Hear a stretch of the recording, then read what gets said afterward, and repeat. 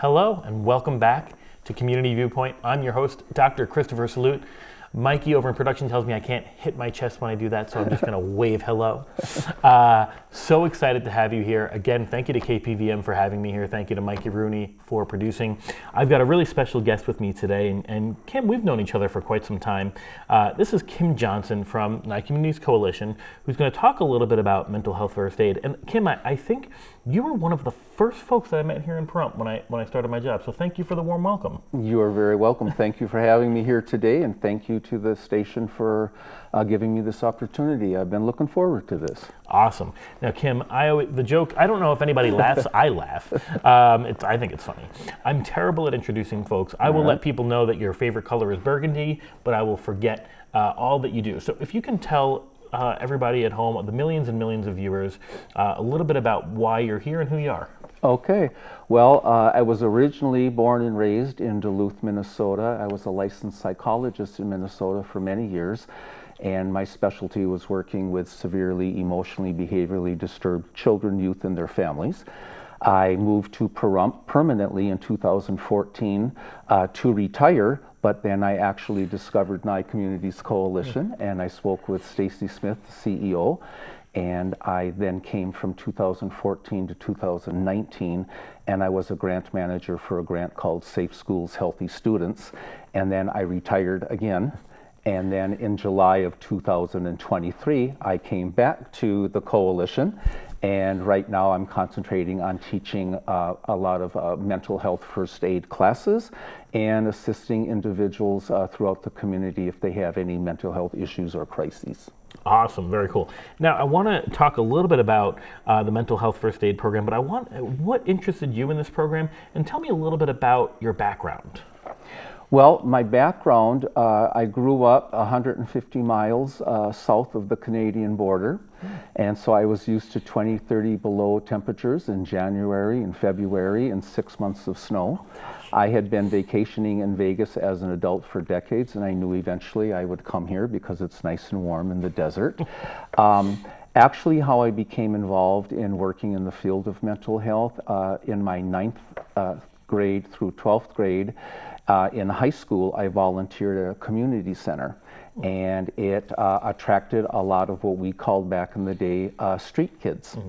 And it was so fascinating and so much fun, and I enjoyed every bit of it. And so that's what motivated me to pursue my college career, my undergrad and my grad work, dealing with counseling, psychology, sociology. And so I got my bachelor's in sociology, minored in anthropology, psychology, went on for my master's degree in education, specializing again in counseling and guidance. And but it all started back when I was in high school, just volunteering for a community organization, and it's kind of been my passion ever since. Sounds it. You know, similar story. The reason I got into psychology, I volunteered 9th through 12th grade. Not at a community center. We had counseling during lunch periods. Oh, okay. And they asked me to sit in as a peer mentor and, like, I don't know what you would call it, somebody like a peer model for folks who might have had behavioral issues. Very nice. And I said, wow, this is pretty cool. I can get into this. So I got my you and I had the same reaction. Yep. Absolutely. So now so I have to be honest, this is a program, this mental health first aid. When you first introduced me to it years ago, I said I have to do this, and I still haven't yet. And we're gonna get you there. Will. We're gonna get there. But tell us a bit about what to expect when someone enrolls in mental health first aid with you. Oh, thank you. I'd like to do this. I am teaching 2 courses. One is called Adult Mental Health First Aid, and the other is called Youth Mental Health First Aid. Mental Health First Aid is a course that originated in Australia in the year 2000. So that's why I brought koala along, and that is the mascot for Mental Health First Aid. Love it. And the koala's name is Algae, and I'll get into what that represents in a little bit. In 2008, Mental Health First Aid arrived to the United States, and then in 2012, Youth Mental Health First Aid made its appearance in the United States. And at this point, over 4 million people have been trained as mental health first aiders in the United States. And these courses are also offered throughout 25 different countries throughout the world. So the word is getting out, and we're getting a lot of people trained. Locally, if I brought it down to a local basis, since August of 2023, my colleagues Leanne Luna, Rachel Letty, and we have taught 186 people locally to become first aiders. And when I say locally, I'm referring to people from Nye, Esmeralda, Lincoln, and Mineral counties. Wow. It's been interested individuals. It's also involved 31 law enforcement officers from Nye and Lincoln counties. It's involved 27 school employees from Esmeralda and Nye County school districts, and when all is tallied, it's also represented 37 agencies and organizations throughout those areas. With the 2 classes I have coming up, and with the number of people who've already registered, as of April 1st, we'll have well over 200 people who have become mental health first aiders. So I'm real excited about that. People are sitting up, paying attention, and really taking this course to heart. Awesome, awesome, Yeah. very cool. 4 million people, 186 folks in Pahrump. Yeah. That is really, really something. And you know, I have to say, one thing that I love about your course is the verbiage, right? Mental health first aid. We're treating mental health like we treat physical health. Exactly. And I think that is so important, and not enough people really treat their mental health the way that they probably should. We eat the right foods or we don't. We take the right medicines or we don't, but we don't take that extra step and get a check-in with our mental health, which I think is really valuable. That's incredible. Yeah, I think your point is such an excellent point, because so often in today's societies there's a stigma affiliated with mental health.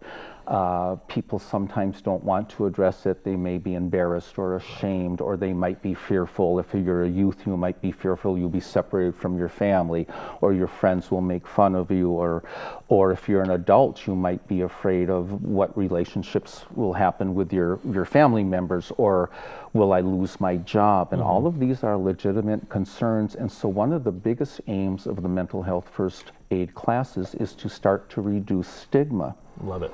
And one of the first things mental health first aiders learn is what words we say and how we say them can be instrumental in detracting from being stigmatized. Yeah. And so that's one of the first things we learn as mental health first aiders, is what to say and what not to say. Right. Yeah. You're not going to say something like, wait, don't go crazy. Right?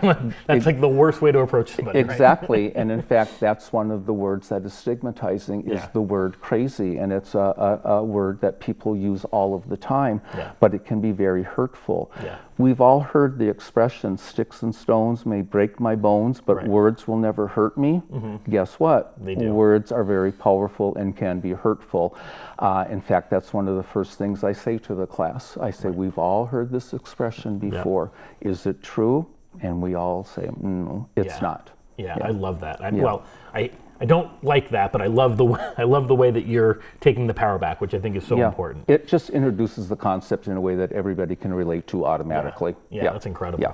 Now, tell me a bit about, so after going through, well, first of all, the 2 classes are on March 25th and April 1st, is that correct? Yes. And which is which? I'll be having on March 25th the adult mental health first aid class. That will be from 9 to 5, and it will be at the Nye Communities Coalition campus in room number 32. And what this course teaches participants is how to approach and assist an adult who you believe may be having a mental health issue or crisis. An adult is defined as someone who's 18 or older. On Tuesday, April 1st, again at the Coalition, from 9 to 5, we will be having a youth mental health first aid class. Participants in that class will learn how to assist a youth who you believe may be having a mental health issue or crisis. And a youth is defined as someone between the ages of 12 and 18.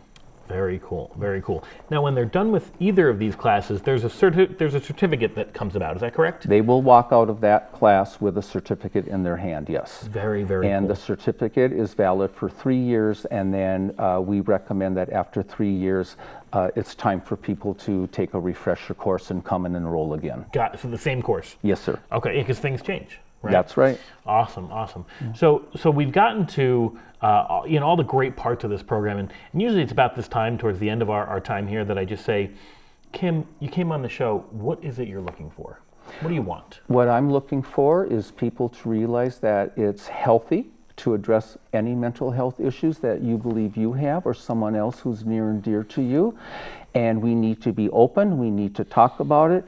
We need to realize if anything is happening in our lives or the lives of someone else that's impacting our ability to live, laugh, love, or learn, pay attention to that. Love that. Because if you don't pay attention to it, it's going to leak out in other areas.